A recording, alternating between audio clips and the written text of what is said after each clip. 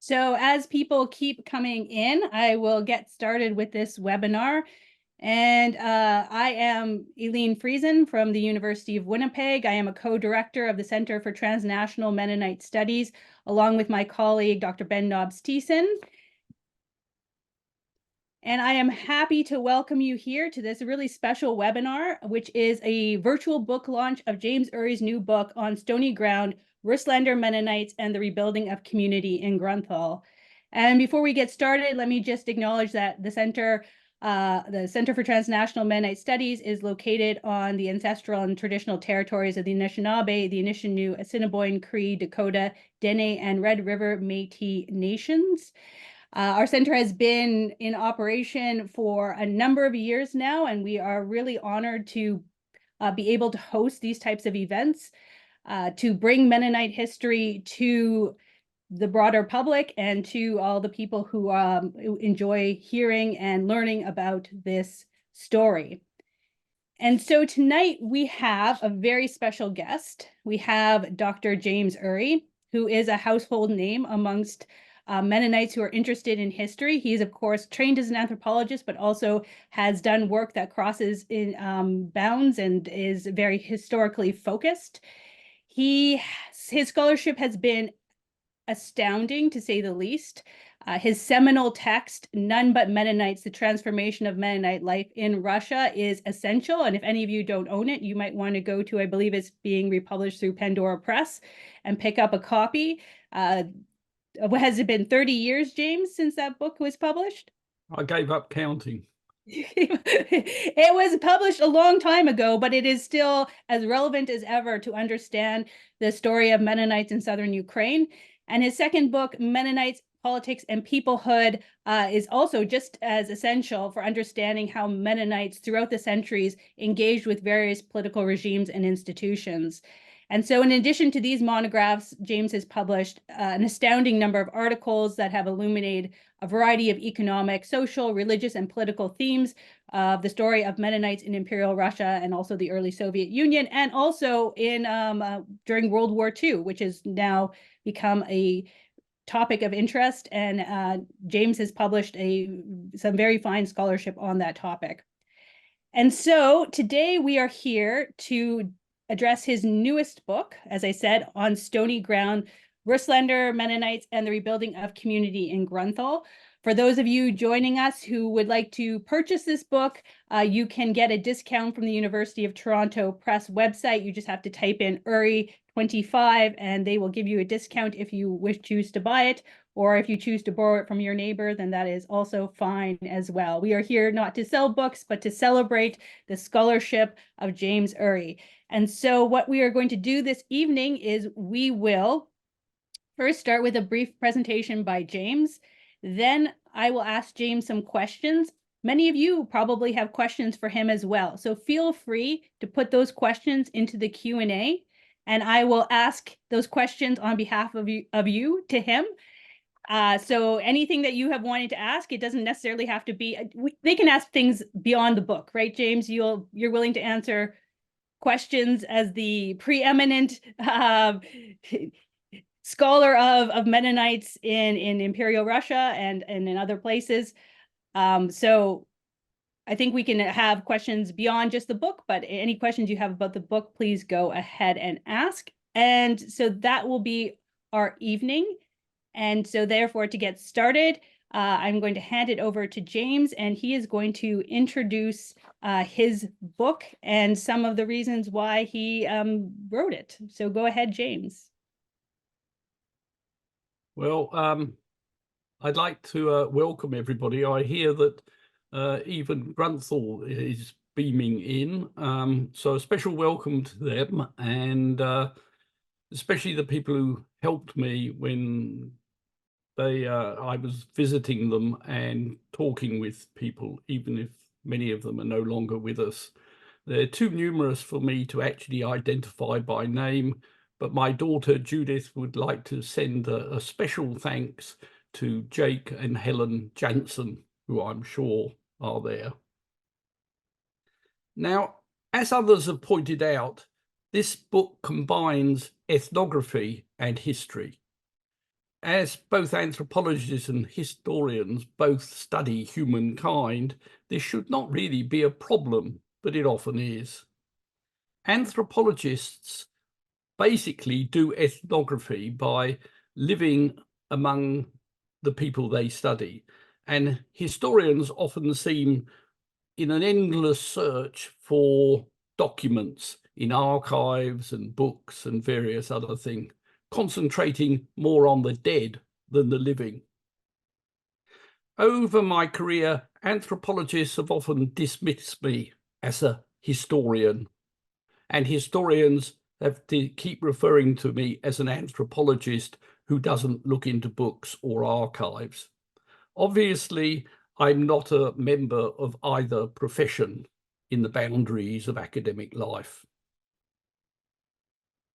I have to admit that I've had problems finishing this book, and I apologize for it. In part, this is because of other challenges of time and generation.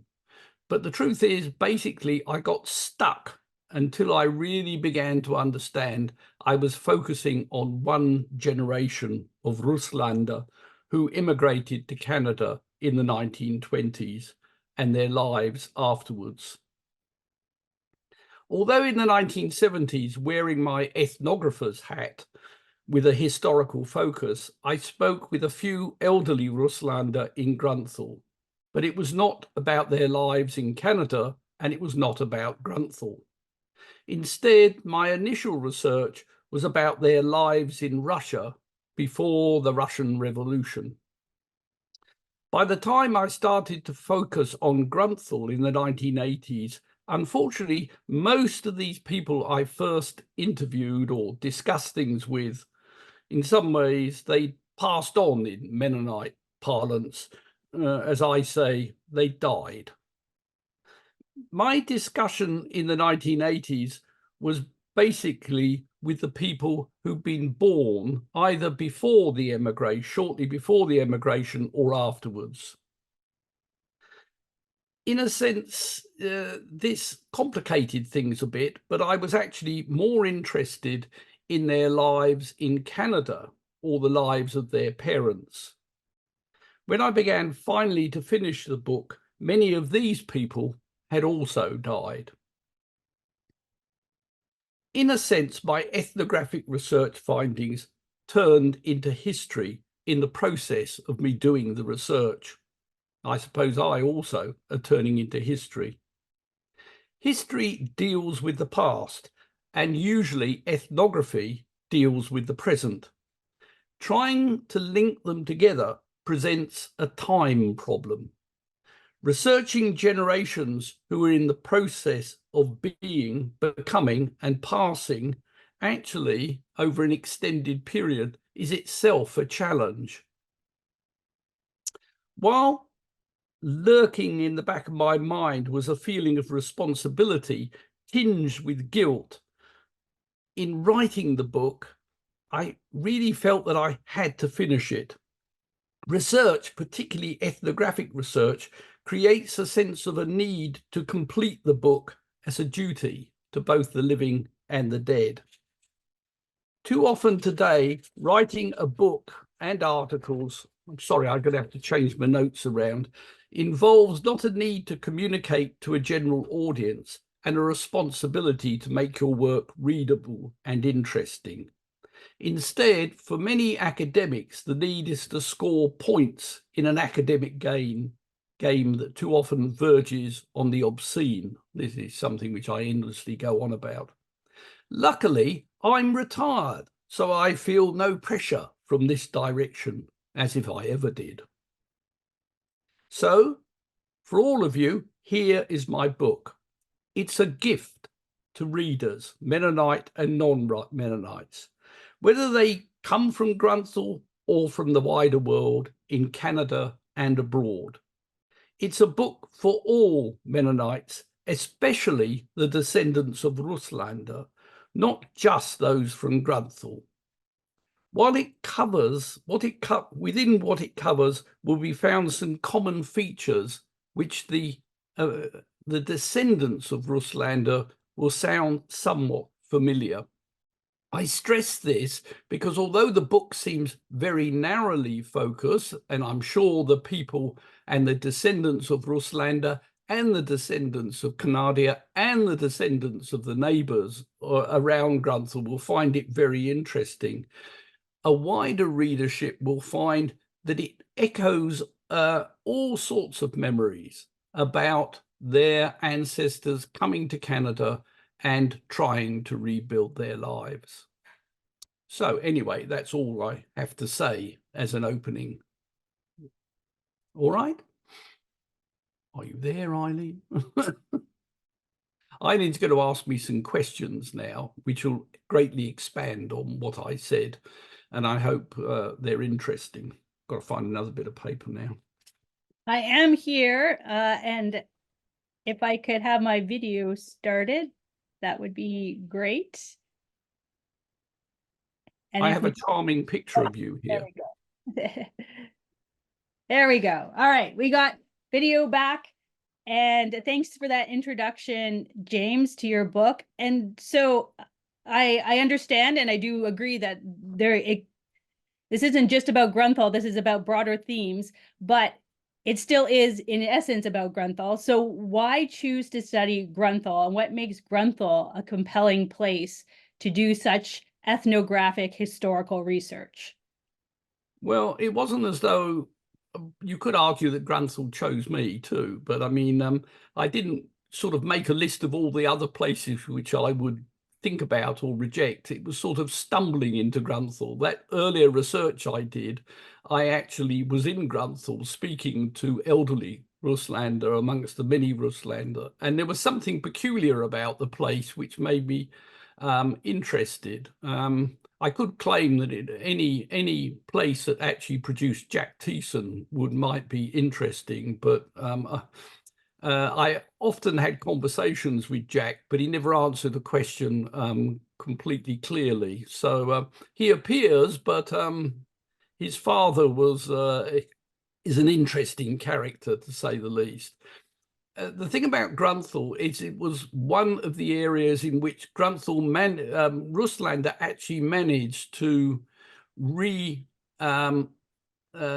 sort of combine in a large number. There were other places in Canada too, but this was particularly interesting because one particular group of Russländer dominated the other Russländer in the area.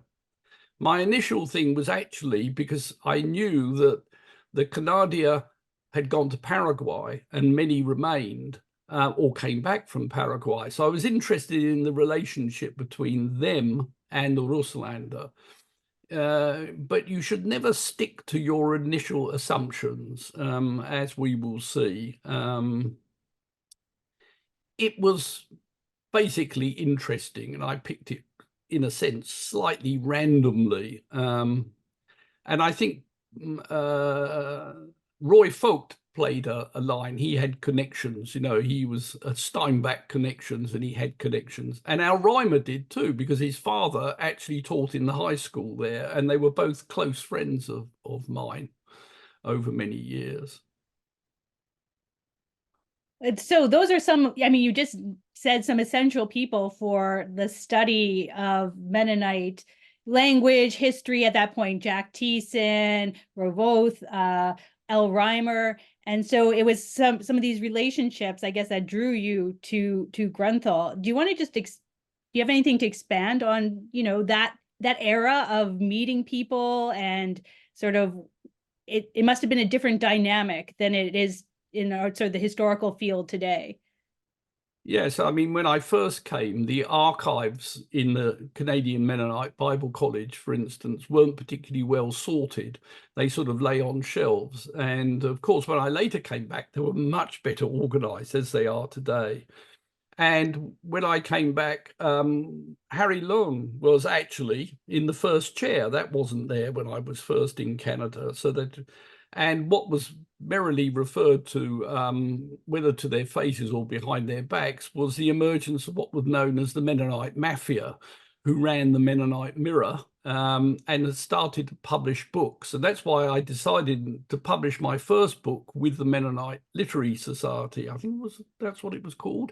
I liked the books they produced, and I wanted my first book to actually be, read and distributed amongst Mennonites, probably at a price which they could afford, rather than through an academic press. Yeah, no, that's very interesting. And it did help to distribute that book quite widely. So going back to the book, how would you describe the Russlander when they first arrive in Canada? What kind of people are they? Well, there is the Russlander version of the story, and there is, if you're a historian and read the stuff in sequence, there's a different story. There's a technical term in history called teleology, which is viewing the past through the present. Well, all history views the past through the present, but it influences the view. Myths build up, and Russlander have built up all sorts of stories based on later events. So what you do is reorder the events to fit in with later rationalizations. The truth is that the first Russlander, who came in 1923 and 1924, which is a very large percentage of the Russlander came in those 2 years, were basically not escaping the Soviet Union. They all left on Soviet passports and with officials. They weren't rushing away, hiding in bushes and sort of staggering across the border. They were on trains, they went through customs, they had to be checked, etc. The largest groups of those were being, as it were, moved out of the colonies, so reconstruction could begin after the devastation which had occurred since the Russian Revolution, the Civil War, and the events that came. So the majority of Mennonites weren't trapped in the Soviet Union. They became trapped, of course, but in the 1920s, they were actually trying to reconstruct their way of life. And the only way they could do that was, in many ways, to remove the refugees. And at the core group in Grunthal were, in fact, refugees. They came from a settlement called Schoenfeld, which was a very wealthy area of private farms. And this area had been devastated in part through the actions of the Mennonites themselves, and they had been living for a number of years in the Molochna. And so they came out in 1924 when the majority of the Molochna people came out. And they were, as it were, the poorer refugees being moved out. They were unwelcome guests.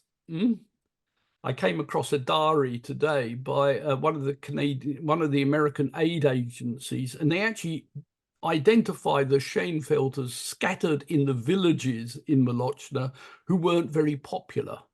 This is his diary from 1922. So I hope I haven't upset any of the descendants of Schoenfelder. The core group in Grunthal were Schoenfelders. They held a lot of the power and various things. And around them were a whole set of other Mennonites from Hortitza and other settlements. And so one of the things I quickly realized when getting into the research was the problem wasn't the relationships between Russlander and Canadia. The biggest problem was the relationship between Russlander and other Russlander, because in some ways they had to rebuild their world and they didn't get on, a lot of them. And what were some of those themes that made them not get along? Well, they came from different settlements in Russia. So in some ways, Russlander became muddled in Canada, and in a way which they weren't in Russia. So old colony Hortitza people didn't really get on with a lot of the Molochna people. And it depended also where a lot of the people lived outside. There was the people who became refugees were those who owned private land, estates, factories and stuff like that. The others were colonists, and they had a very different worldview. And so in Canada, all this lot is muddled up, as it were, in different settlements. The first thing that the Russländer were desperate to do was to not only find land and farming and rebuild their lives, but also to get together again, to sort of recreate the bigger communities. And that was extremely difficult in Canada. They became scattered across the provinces. And so there was a desperate attempt by Mennonites to get together and form communities. And if you wanted to form a community, you formed it in the same way of groups which had come from Russia. And of course, places like Schoenfeld, already they were all Schoenfelders, and nearly all had come to Canada. And so they actually wanted to form not only a Mennonite community, but a special Mennonite community of those who had existed in Russia. The majority of Russländer failed to do this on any scale. They remained, as it were, scattered, but tended to get together. So the Schoenfelders didn't go to Grunthal straight away. They were scattered in farms all over Manitoba and various other places, which they rented, usually off British landowners and stuff. And then did some of them move to congregate in the Grunthal area, or? Yes, the key factor is the Canadians who lived there had basically, in arguments with the Canadian governments, got themselves to go to Paraguay. They didn't all go, they left people behind. When Mennonites migrate, they always leave people behind. They're usually the people they don't want to take. It's a good way of filtering out various people.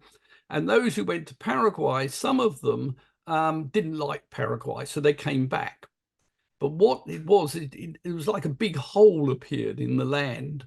And so this land was, in a complicated relationship, I explain in my book, bought by various entities, these companies, which then wanted them resettled. And the Mennonite boards who were trying to resettle Mennonites in Canada negotiated the deal to bring in people. And they were Russländer they brought in to settle. So this was an ideal time to bring people together. So as it were, you have a Canadian base, it empties, not completely. Then you get Russländer come in and take over the land. So I know you pointed out that it eventually became the relationship between Russländer that was kind of guided your research, but can you still tell us a little bit about what were relations like between these Russländer and these Canadians? Well, they varied, of course. I mean, some of the Canadians who came back from Paraguay had owned quite, nice areas, but they couldn't get back into them. So they were forced to the outskirts of the area. So they themselves, rather like the people who came from Russia, were impoverished by this type of thing. I said that some of the people who didn't go had, in a sense, been left behind, and they were often marginal in the Canadian communities. The interesting thing is that the relationships between them varied according to various things about where they'd come from in Russia. For instance, if they came from the old colony, they seemed to get on better with the Canadians than the people who came from Molochna.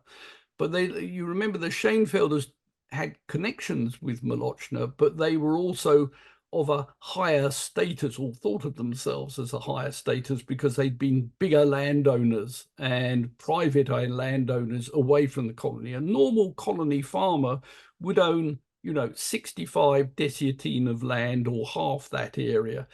Some of the people in Schoenfeld would own hundreds of desiatine, and a few of them would actually have thousands of desiatine. So, their ideas of, farming and work. And of course, those who came from Schoenfeld actually, in terms of farming, used, labor to actually do the hard work, as it were, whereas a colony farmer would do a lot of the hard work himself. But of course, all the Canadians were used to hard work.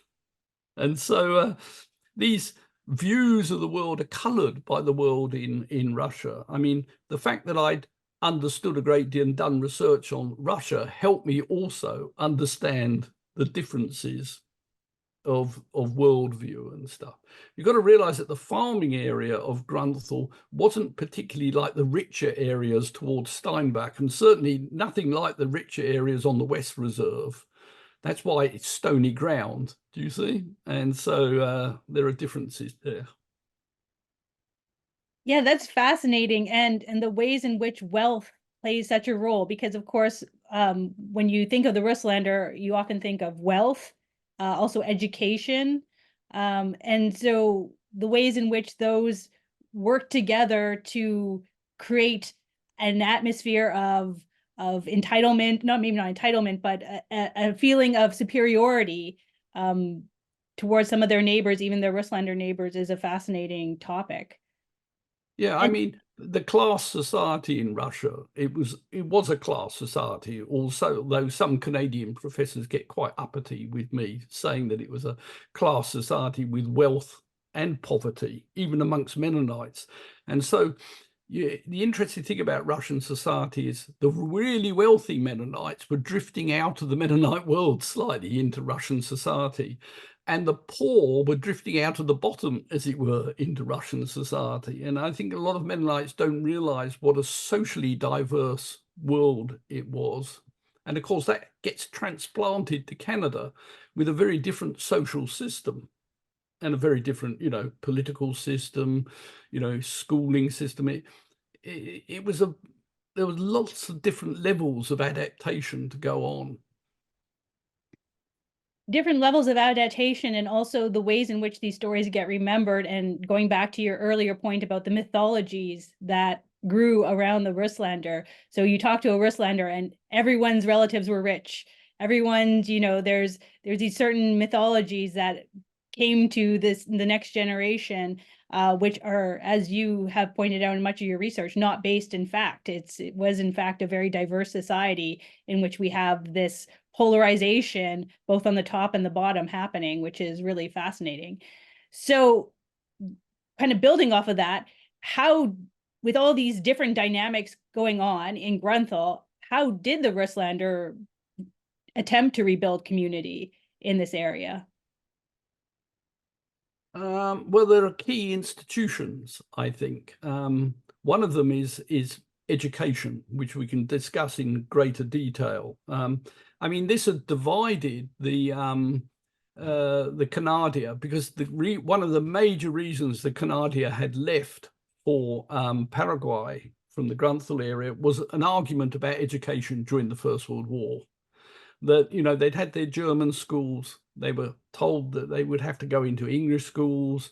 They didn't have English teachers and various things, so the teachers would have to come outside. It was this total lack of control in the First World War centered on education. With the Russlander, they'd experienced a Russian education system.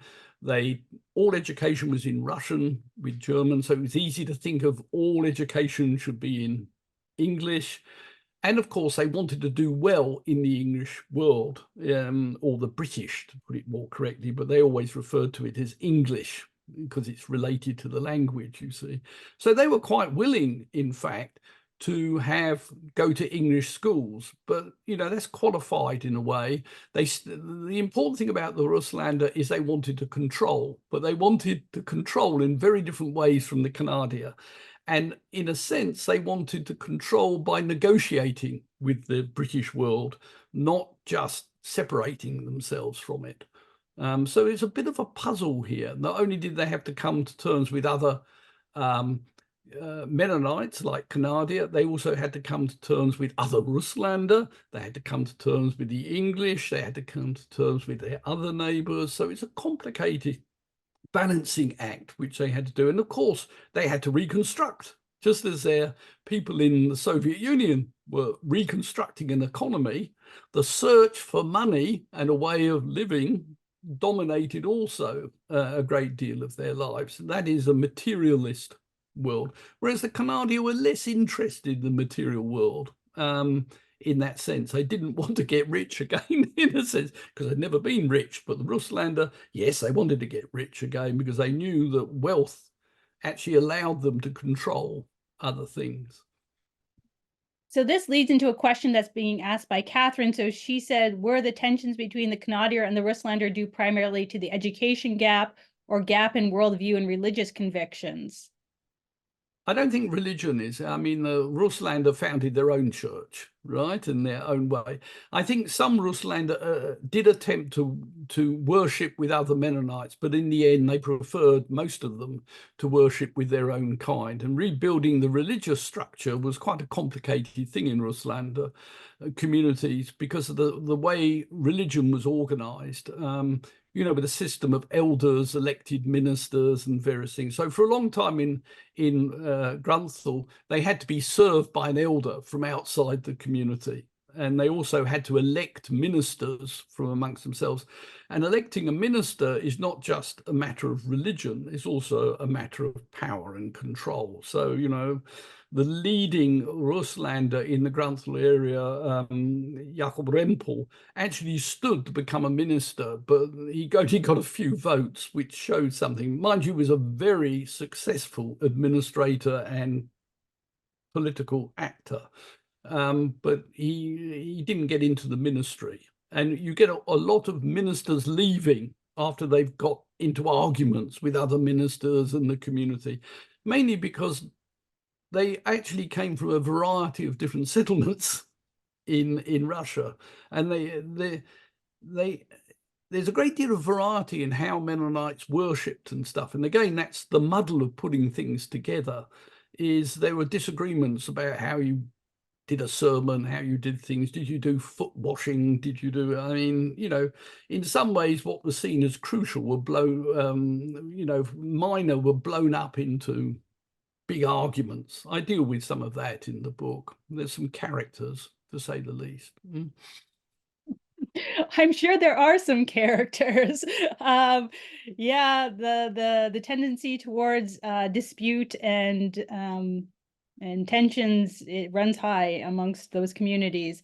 So building off this education issue, Peter Rempel has the question of whether or not the Russlander of Grunthal went to MCI in Gretna to prepare for teaching, or if they ever considered establishing their own private Mennonite schools. Well, no, not private schools. They're starting from a very small base, don't forget. They would prefer a Russlander teacher. There are some fairly colourful characters in the English school, and they're not Russlander for a start, and that's a bit of a problem. So one of the problems is you have to get Russlander teachers into a school. The school is administered and it's part of the Manitoba education system.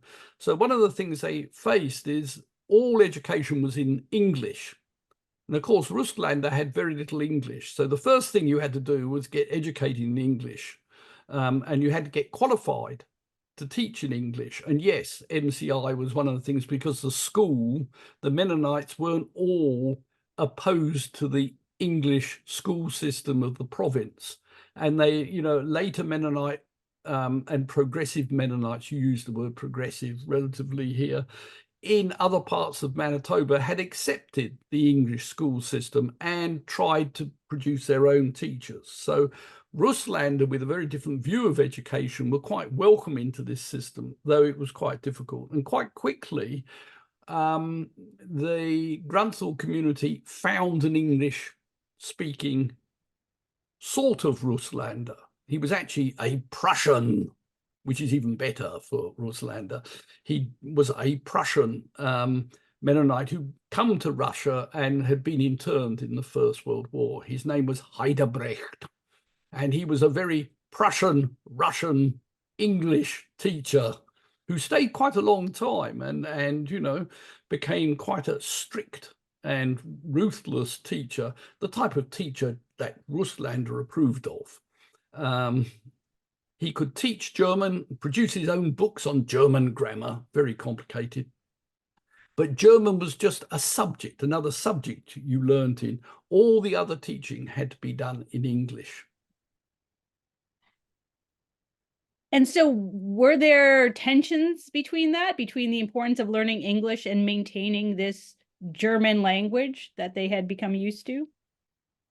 Yeah, well, there were tensions within the Russländer community, of course. You've got to realize that there's a contradiction between maintaining a community and maintaining the German language, which we can get back to it, and, as it were, adapting to basically a British English-speaking world, which they gradually came to terms with and realized that if they wanted to rebuild their lives and become wealthy and powerful, that would be in an English world, but they wanted to maintain the German world. Now, there were differences amongst Russlander about how much the German should be and how much, the English should be. To the Canadian pupils who went to this school, of course, these were the ones who'd returned or had stayed. Their children were also going to this school run by a Prussian Rusländer Mennonite. There was an air of alienation, in a sense, because the teacher treated them as sort of something which you didn't really need to worry about too much. They were going back to the farm, right? Whereas you've got to realize that the aim of education amongst the Russlander was to advance, to expand, to go to higher education. Just as it had been in Russia, it was generated, and in some ways it was generated to the seeds of the destruction of the Russlander idea of community. And this contradiction runs through all Russlander in a way. And the key to it is education. You wanted your children to succeed, to get higher education. And in some ways, you can see that today. I mean, you've only got to scratch the surface in universities across Canada, and you can point to the Mennonite names. Not all of them, but a large number of them are descendants of Russlander, of course. And you can also tickle them under the chin and say, do you still go to a Mennonite church? And some of them say, no. So, I mean, you wanted to build a Russlander world. The education was the way to build it amongst your children, but the seeds of the Russlander world as a community, as a fixed, way, was written into, as it were, its own destruction or its long-term destruction in this way. I'm not sure that's a very popular thing for me to say, but and you can see this in Grunthal. I mean, a lot of the people who live in Grunthal are descendants of Russlander, but in some ways, it's a much larger community amongst non-Russlander. And I mean, one way I say it is in some ways, the Canadians have taken it back. But they're not just Canadians, they're also people from the neighbouring communities and complete outsiders. And I haven't been there for some years, of course, but just looking at the various things and how much it's expanded, I can judge that it's not necessarily a Russlander community in total. And the view of the Russlander about the community they wanted to build and what has occurred is not exactly the same. Yeah, I mean, the old colony Mennonites definitely identified the education issue as being one of the key factors in trying to keep the parameters of their community. And by creating that bridge for their children, the Russlander were, as you say, dealing with this contradiction, but also sowing the seeds for the demise of the world that they were trying to build. Just adding on to this issue of language, Maggie wants to know if, in talking to elderly Mennonites, you had a chance to speak any Low German. No, not. I mean, I know about the world. I mean, I don't speak Low German. I know all about it. I know quite a little bit about the words and various things. But most people spoke to me in English. It's funny how Russlander picked up English so quickly. They were quite fluent in it. High German could be used quite easily too. My purpose was not to learn Low German, and Mennonites are funny about language. They know I was English. They were puzzled, about what an Englishman was doing there, first of all, let alone even more puzzled about Englishmen who lived in New Zealand. Seems completely bizarre in a way. I realize it's important. If we get onto language, it's really interesting because that's a link between Mennonites, Russlander and Canada. I mean, the language of discourse, the language in common thing was Low German. But attitudes to Low German varied. Hortitzer, old colony people from Russia, they love Low German. They didn't particularly see it as competition. They thought of High German as really another language. Low German was a sort of Mennonite language. Russian and Ukrainian, these are all the languages in a sense. But a lot of the Molochna people, and especially the Schoenfelders, believe that Low German was a sort of lower language, but they still used it very widely. But they also had an attitude, which you also find in other Russlander communities, that it was a sort of peasant language. It would be better if everybody spoke High German. But then they all wanted to speak English because that was the power game. So the problem was, how do you maintain High German and how do you also become fluent in English? Now, there's some strange things that come out of it, and that is Mennonite parents of the Molochna background, and especially the Schoenfelder, a lot of them spoke High German to their children. They spoke Low German to their neighbours, but they spoke High German in the home. And they would whisper husbands and wives in Low German to keep, when they didn't want the children to know what it was anything about. And so one of the big things amongst people with that sort of mentality was, how do you maintain a good High German? And that's something about Heidebrecht and the school and the German, do you see? Although German was a subject, it was absolutely to be maintained at a high level of High German. And so the whole language game becomes a very complicated game within the Russlander community, with also variations between the Russlander community and with the Canadier too. The Canadier basically, thought Low German was fine for interactions. High German might be interesting, but English could be too. And the reading of books is interesting here.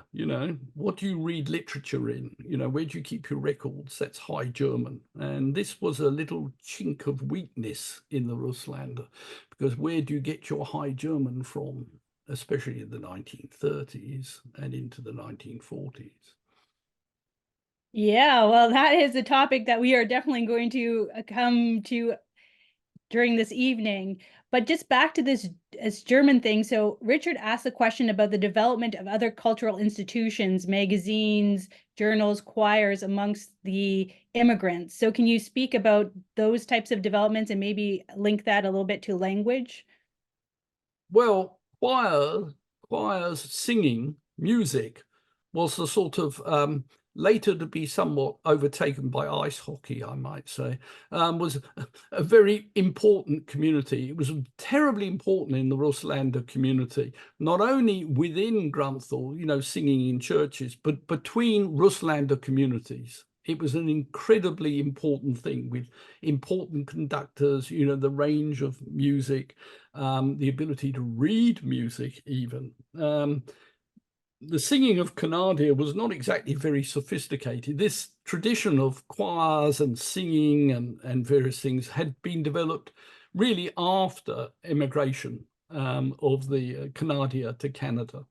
And it was an incredibly important thing. And it's one of the most important things that was brought to Canada, and very important in creating links between different communities in Canada. And it's not surprising, that the fests, the sort of meetings of singing and choirs coming together, was organized in different centers of where there were considerable numbers of Russlander.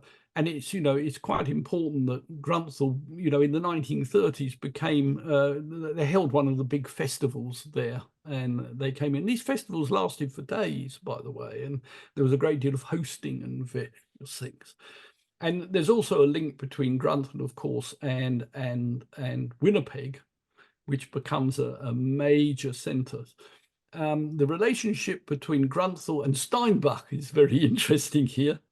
Because there's got a very different breed of Canadier. These are the descendants of the Kleine Gemeinde. They're nothing like the Canadier around Grunthal. For various times, I think some of the Russlander thought that they could outbeat Steinbach, and they would become the biggest town on the East Reserve. They lost, of course, which is bad. There were people from the Steinbach area and various things, or Mennonites, already in Grunthal when they arrived, and they were businessmen, millers and various other things, and they were smart, right? They could play Russlander at their own game in business and stuff. So the business community is quite interesting because, you know, you not only get Mennonites from other areas, Canada, but you also get a Jewish shopkeeper, and eventually you'll start to get some of the Russlander also go into business. Businessmen were not fully admired in Russia. And there's a struggle between the cooperative and the private shopkeepers in Grunthal. The cooperative was an attempt to create a dominance of the dominant community. The private businessmen out-businessed them, as it were.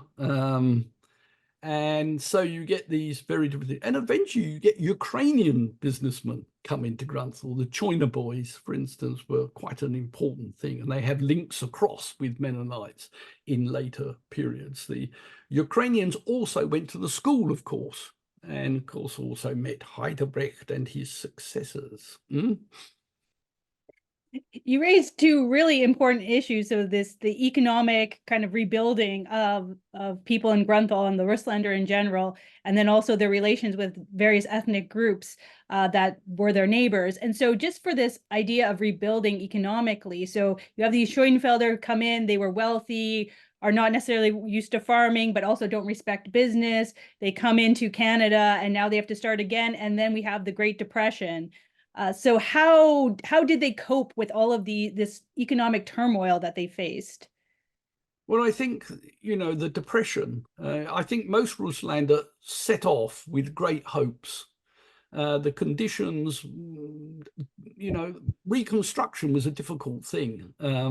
You know, I like to compare that. I've already said it, the reconstruction that was going on in the Soviet Union in the new economic policy and the reconstruction in Canada in a way parallel to each other.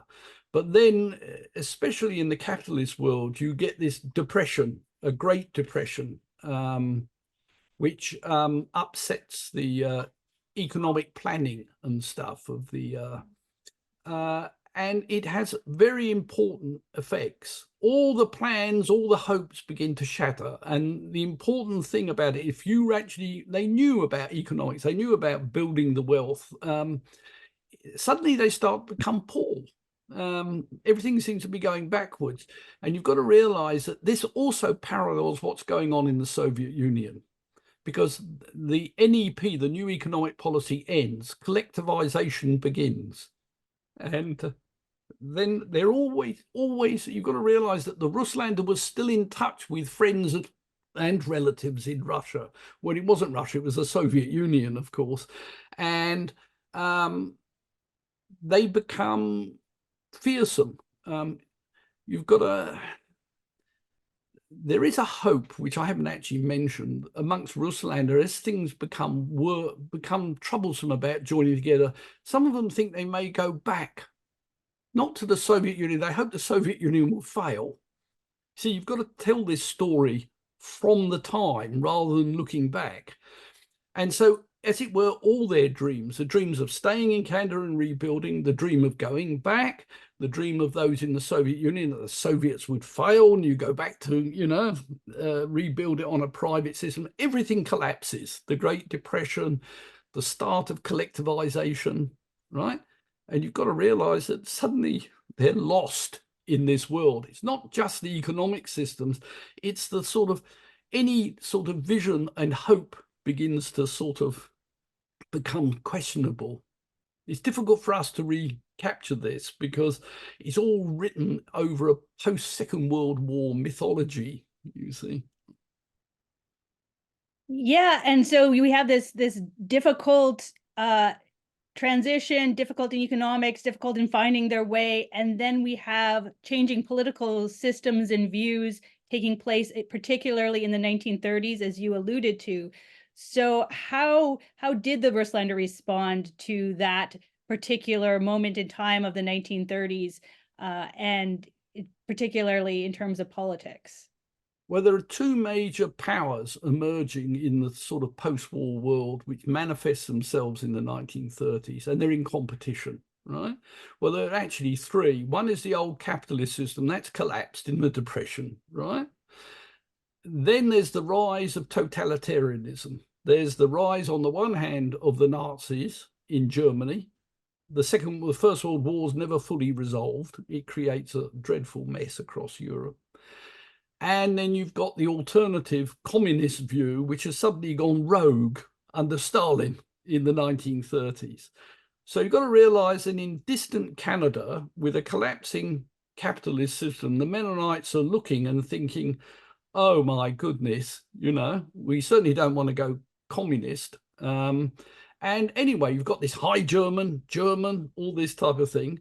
And so they begin to look to Germany for hope. There's no chance of them ever going to Germany, but there's a chance that it will assist them in maintaining that aspect of German, which is connected also to their ideas of religion, of difference, and various things like that.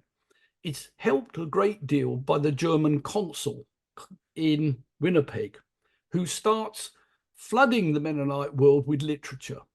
A lot of this literature is just cheap reading matter, because the Mennonites are literate. They're desperate to find reading matter. And I've mentioned this at another thing, and it's in the book, is the Mennonite Lending Library. And the number of books is about 200, 300. Mixed into this, and there's also magazines and various, all from Germany. And you've got to realize that Hitler's in control of the press, books, and various other things. Now, this is a community thing. The thing you can't construct is what's being spoken about in visiting your neighbours, right, on a Sunday. And so this is where I can't be an ethnographer in the 1930s. And a lot of this stuff, if you're a historian, you can't find. And the reason you can't find the library is because they buried it or burnt it. Mennonites are committed pyromaniacs. They like to burn a lot. And so this library disappeared. Various less, troublesome things were kept. And I remember an old man saying, when he mentioned the library, I said, do you still have any of them? He said, yes, yeah, I've still got some. And he looked over and he got them out of the shelf, and I was looking at them. He was looking at them. He said, I think we need another bonfire, is what he said to me after he began to look at it. I was going to wave this for you. This was given to me by one of the leading Mennonites, the son of one of the leading Mennonites in Grunthal. And his son gave me this because he thought it would be interesting. This book, you see, doesn't have any covers, and it doesn't have a title page, right? This is the first volume of Mein Kampf. I don't know why anybody would want to read it. It's practically unreadable, but there are pencil markings on the pages. So the covers were obviously taken off during the Second World War. The police would come into the colony, but they weren't looking for Nazi sympathizers. They knew the Mennonites hated communism. And the police throughout the 1930s in Canada, and in fact into the war, were much more worried about communists than they were worried about Nazi sympathizers. So it's a funny tale, isn't it?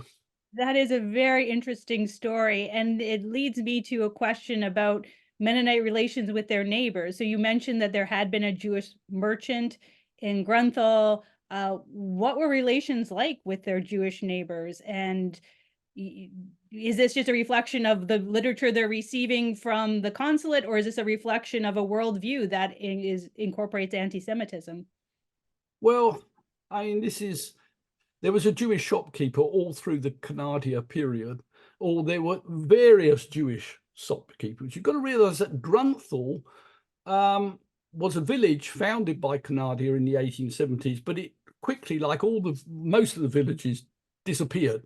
So what was left was a sort of crossroads and a few houses.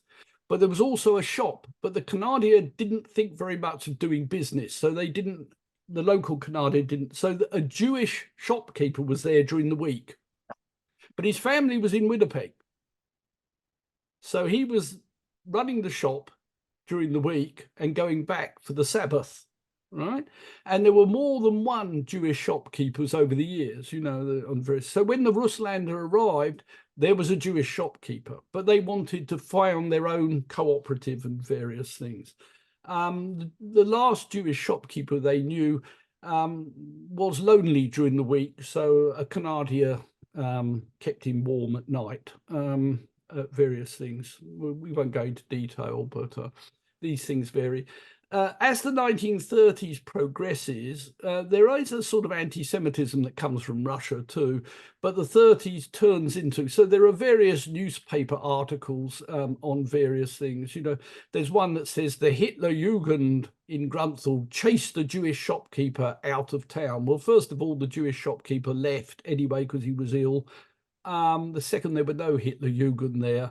And the third was the letter writer was called cheese-brained something or other. So this is where, if you're an outside historian, you don't actually talk to people and know who's related to whom and what's going on. You can read the newspaper article and make a great deal more of it, that it's actually, you know, worth getting out of it. Mm-hmm. And I mean, it's interesting. So you have, I mean, you did kind of these, went into the Grunthal, you did interviews, you talked to people. So you have this ethnography, ethnographic approach. And then you have the history. You know, how do you treat things that are maybe more like gossip, perhaps, that you hear, or did that ever come up as an issue for you, as like things that you just hear but you can't confirm?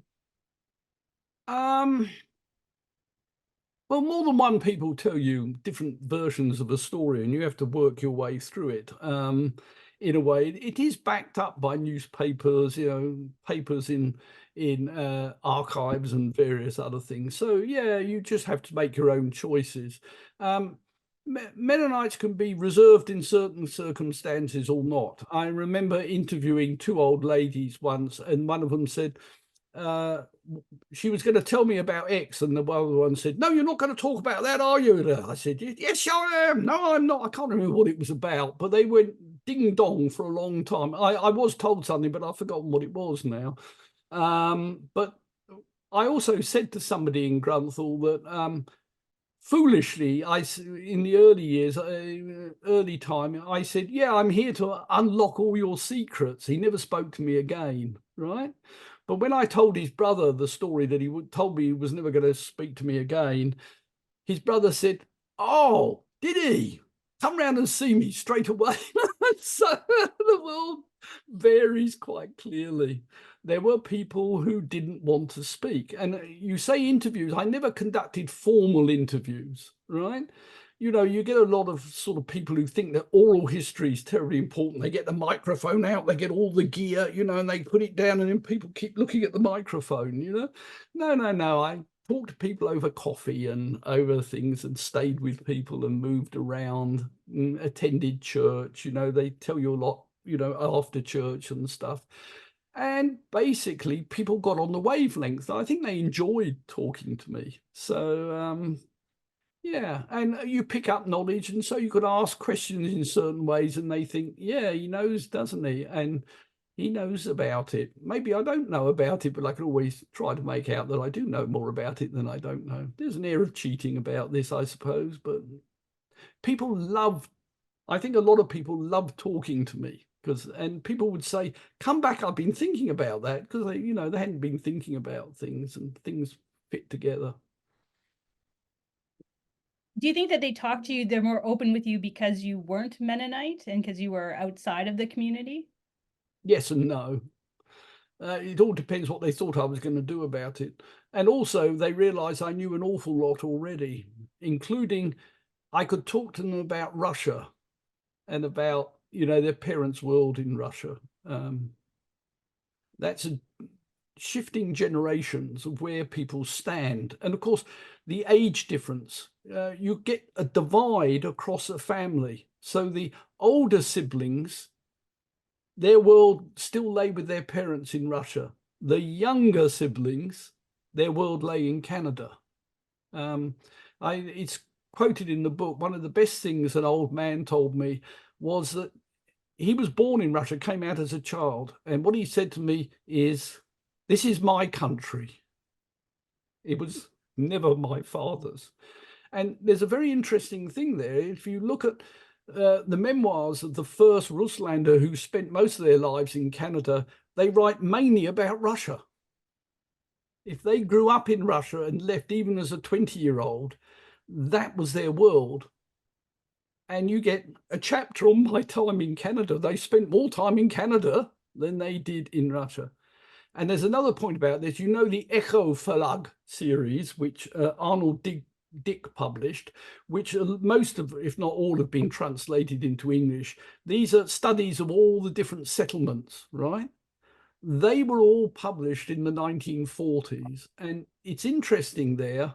I believe it was interesting they published them then, because in a sense, their life had become the past, which they could never return to. There's a sort of coming to terms with that. That old man saying to me is really important from my earlier discussions with Russlander, which they were very keen to talk about their time in Russia. I think they'd spent all their life in Canada in exile. And so there's a tremendous divide between generations, between Russlander parents and some of their children. Yeah, I think that topic really that you highlight in the book, and it hasn't been explored enough, of how this divide between, I mean, there's always divides between generations. People write entire dissertations on that topic, but in this particular case, you're right, the living in an area that they can't get to anymore was just so prevalent amongst the Russlander. And that leads to a question that's being asked by Marlene App, is that asking if you struggle at all with using the term Russlander, the Russians, during this politically charged era of war of Russia on Ukraine. So do you ever struggle with this term, the Russlander? No, I mean, you know, the past is the past, right? It has to be understood historically. It doesn't need, it's teleological to keep rewriting it in the present. You know, you can see this is often in Mennonite things. I mean, Prussia is the one state in Europe which was officially eliminated after the Second World War. I don't know whether anybody knows that, but Prussia ceased to exist, right? By the Allies, they ceased to exist. Now, Mennonites struggle, I notice, about whether the Mennonites are Polish or Prussian, right? And you can see this strange dance even among historians, right? It's the same with Russia. They left a country that's called Russia. They didn't leave a country that's called Ukraine, right? They didn't actually leave a country called Russia. And this is a more interesting puzzle. They left what was in the formation of the Soviet Union. Some of them left from the Soviet Socialist Republic. Some of them left from the Ukrainian Socialist Republic.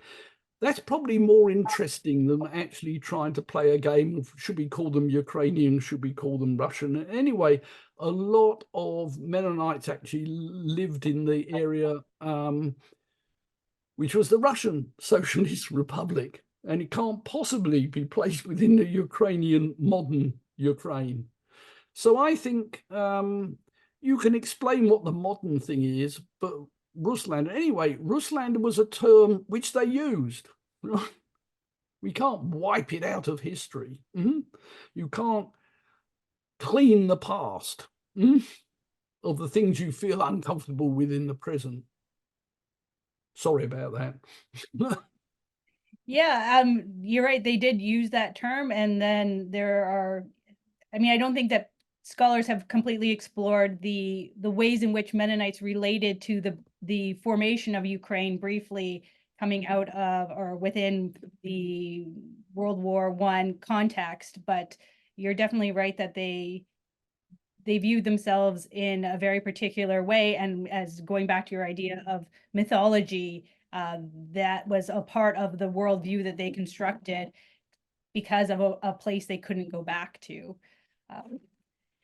So in terms of the questions still remaining to be asked, we have one question which is the following. There was an intelligentsia amongst the Russlander who sought to build institutions to resist Americanization and its evangelical tendencies among Mennonites by maintaining the German language and cultural institutions in parallel to integration into the Anglophone culture surrounding the Russlander Mennonites. And the question is, we've gotten at some of this phenomenon, but what about this evangelicalism? What role does that play in the story that you're telling? Well, in Russia before immigration, you get this divide between Mennonite brethren and what is now called in Canada the General Conference, right? Kirchliche Mennonites, right? But you only get Kirchliche Mennonites when there's an alternative, the Mennonite brethren. And then you get the Alliance Church, which eventually tried to do things. I think the leaders of Mennonites thought that the emigration was a great opportunity to create a more unified Mennonite religious hierarchy and order. And you've got to realize that on the secular side, although they were often ministers and belonged to different things, there was an air of cooperation, right? So in the colonization board, you'll find people from both sides working together. But when it came to religion, chopped down the middle, right? And one of the reasons for that was, in fact, that the Mennonite brethren were already established in the United States. And the divide was already here, but in a different form. And part of that is also the divide in the newspapers, the major form of communication. So you get Der Bote created, and then you get Neufeld buying the Rundschau, right? The Mennonitische Rundschau, which had already existed before the immigration. And so you get a divide of opinion and readership. Interestingly, at the ground roots, Mennonites often read both newspapers without thinking them necessarily as Kirchliche or Mennonite brethren. But there's a subtle pushing of the different points of view. And so you start to get a religious divide in that type of thing. So there's a struggle amongst the Russlander between religion and a secular area, a more secular area, and that's also in education and intellectuals. So you get people across the religious divide talking about things, but when it comes to religion, hard lines are being drawn. And there's an interesting thing about Der Bote, which of course was run by Dietrich Epp, an intellectual, brother of David Epp, one of the last elders stayed in the Soviet Union. And that is when the editors had to change, the Kirchliche employed a person, Walter Quering, right? His name wasn't Walter. Walter was his way of escaping a name that was sehr jüdischer, right? And this is post-war. And this was to produce a newspaper which was finer German than the Rundschau. So the battle carries on after the war, as it were.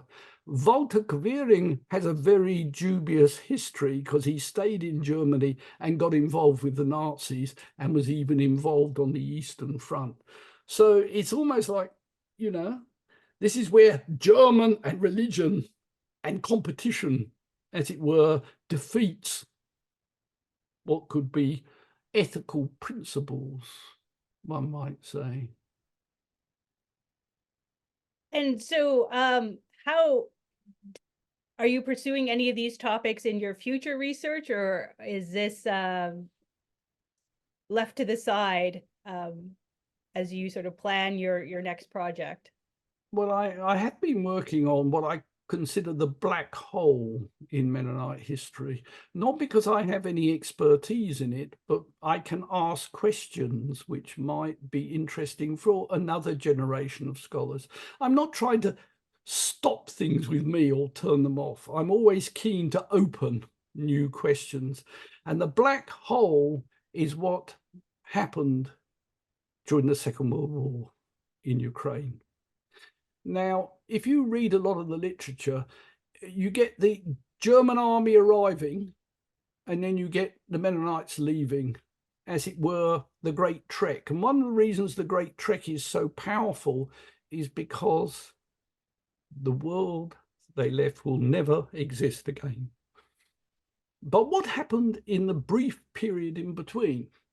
Well, in recent times, I was stimulated by this because, you know, an over-eager, ambitious American scholar has tried to fill this with the magical word Holocaust, which creates shock and horror, right, in North America, less so in the rest of the world. Of course, the Holocaust is a historical reality.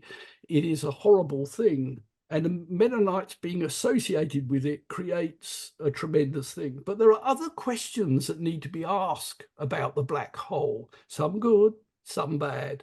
And so what I've been doing is trying to ask some of those questions, point in various directions, and then leave it to another generation of Mennonites or non-Mennonites to try and fill the black hole with other things. It's interesting that the generation who came out and weren't sent back have not actually said a great deal. Part of that is also because the Russlander dominated the storytelling. Have you noticed that the Russlander have always dominated the story about Russia? One of the first things which one of the Russlander does on arrival is produce a history of the Canardia. It's very odd that, if you think about it. You know, they don't just want to tell their own story, they want to tell all the story. And I suppose, you know, I'm the rogue Englishman. You haven't asked about De Englander, how the Russlander thought about De Englander, right? Well, they were admired, feared, and troublesome in the Mennonite world. They were what the Russlander wanted to be while not being. So, you know, it's a quite different attitude from the Canardia about, you know, the British. The Russlander both feared them and admired them at the same time. And a lot appear, of course, in various things. You also haven't asked about the French. Now, the French are also the neighbours, the French Canadians, and they're also an interesting thing. Whereas the Mennonites got on very well with their Ukrainian neighbours, or reasonably well, the French are a bit of a puzzle. And in some ways, it's symbolised by those great big Catholic spires and various things, you know, which digs deep into the Mennonite history thing about Catholics' persecution in Europe. And also, in some ways, the Ukrainian side is, it's part of the Russian story for them. Not necessarily a story which is confrontational. The Anabaptist story of Catholics is a lot more complicated, of course. These are funny things. Well, I just want to, you know, so with the Ukrainian, but of course the Schoenfelder had a complicated history with the Machnosi who are coming through their settlement. And so that didn't bleed over at all into relations with Ukrainians here in Canada? Well, you need to know the story of the Schoenfelders to understand that.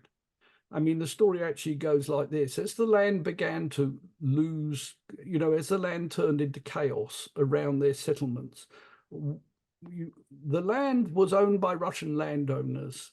In the 1861, you know, emancipation of the peasants there thought that they were going to get the land distributed to them.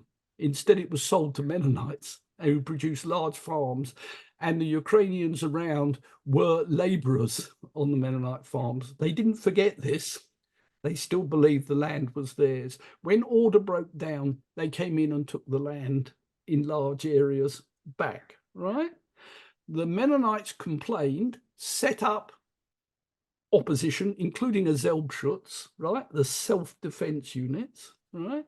They weren't very successful in terms of that. So there was a lot of things. Then the German army comes through to seize the wheat, to feed Germany, to actually launch their offensive on the Western Front. One of the things the Germans do is they get on with the Mennonites, and the Mennonites say, can you go and take our property back? And the Germans said, sure. And they go and do it.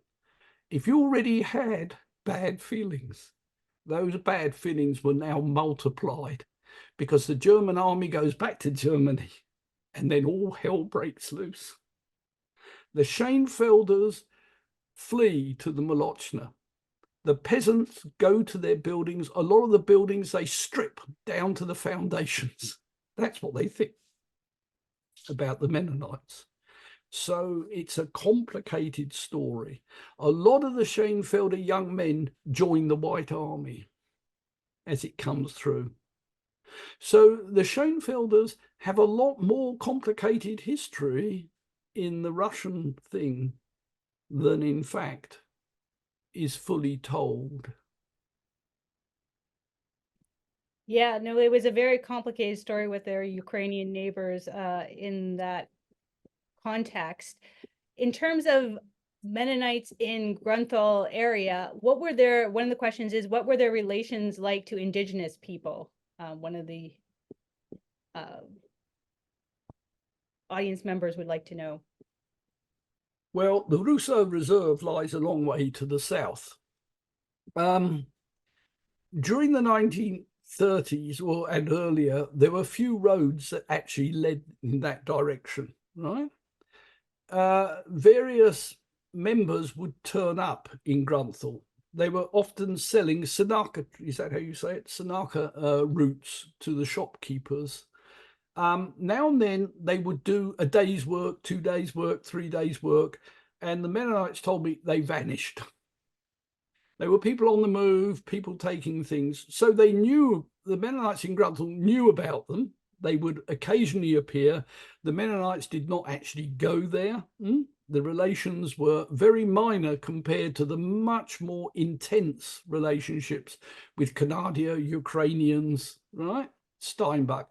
The Grunthal world basically pointed north, apart from when it went down to the Emerson border, which later, the whole thing is dependent on the rebuilding of roads. As you know, no train went through this area, and therefore it was, very different. But the car and the lorries become, and then the building of the highways becomes terribly important. But then the building of the highways still doesn't go particularly down to the reserve.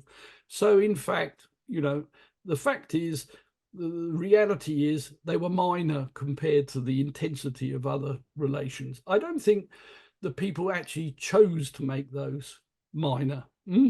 It was just the way the world was written. So we'll have 2 more questions because we've taken up lots of your time. Thank you so much for all the knowledge you have imparted. One of our audience members would like to know if there was intermarriage between the Canadier and the Russländer in the Grunthal region. Yes, there was, in very different circumstances. Yeah.